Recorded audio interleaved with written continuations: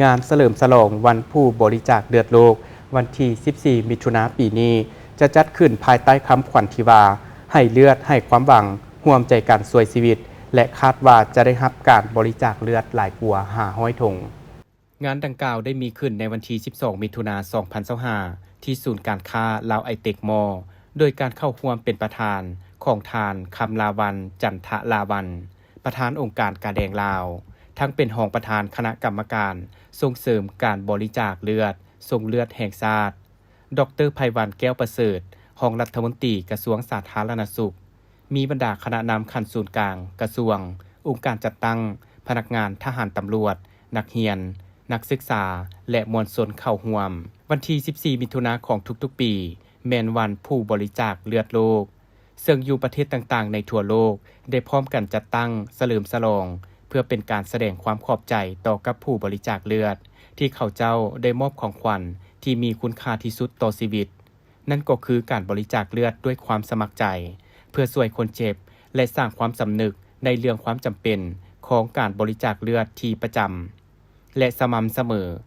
เลือดและผลิตภัณฑ์เลือดที่ได้รับบริจาคในแต่ละปีอยู่ทั่วโลกสามารถช่วยชีวิตคนเจ็บได้นับล้านจำนวนคนเจ็บที่ต้องการใส่เลือดมาจากแม่หญิงที่ได้รับผลกระทบจากอุบัติเหตุภาวะวิสัยภัยทางธรรมชาติรวมถึงการผ่าตัดชนิดต่างๆถึงแนวใดก็ตามแม้นว่าความต้องการเลือดอยู่ทั่วโลกเป็นสิ่งสำคัญก็ตามแต่การได้รับเลือดและผลิตภัณฑ์เลือดจากเลือดที่มีคุณภาพและปลอดภัยยังเฮ็ดได้เพียงบางประเทศเท่านั้นและยังมีอีกหลายประเทศยังคงประสบปัญหาและยังมีความท้าทายในการจัดหาเลือดและผลิตภัณฑ์เลือดที่มีคุณภาพปลอดภัยสำหรับคำขวัญของวันผู้บริจาคเลือดโลกปี 2025 คือให้เลือดให้ความหวังร่วมกันช่วยชีวิตวันบริจาคเลือดปีนี้แม่นมุ่งเน้นถึงผู้คนในทั่วโลกที่ได้เริ่มต้นเป็นผู้บริจาคเลือด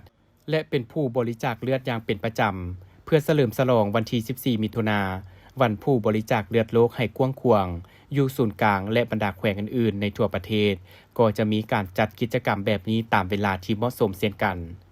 การจัดงานในครั้งนี้คาดว่าจะได้รับการบริจาคเลือดหลายกว่า500ถุงจากนั้นยังจะมีการมอบใบย่องยอให้แก่ผู้บริจาคเลือดหลายครั้งกลุ่มกองการจัดตั้งที่ดีเด่นในการปลุกระดมบริจาคเลือดบริษัทหัวหน่วยธุรกิจที่ได้ประกอบส่วนสนับสนุนในการจัดงานครั้งนี้อีกด้วย